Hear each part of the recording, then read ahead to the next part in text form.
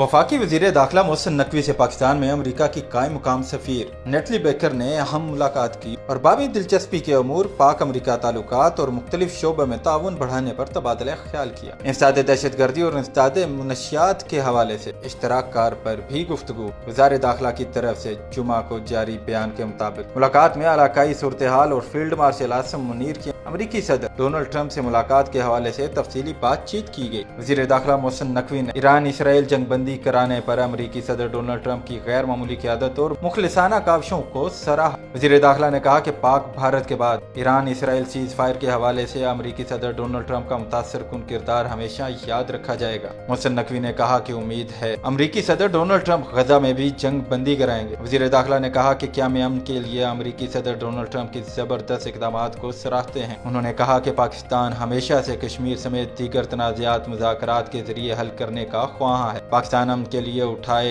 हर कदम का खैर मकदम करता है। अमरीका की कायम मुकाम सफीर नेटली बेकर ने खित्ते में अमन के लिए पाकिस्तान की सफारती कोशिशों को सराहा और कहा कि पाकिस्तान हमारा अहम दोस्त है। कायम मुकाम अमरीकी सफीर ने कहा कि पाकिस्तान के साथ ताल्लुकात को खुसूसी अहमियत देते हैं।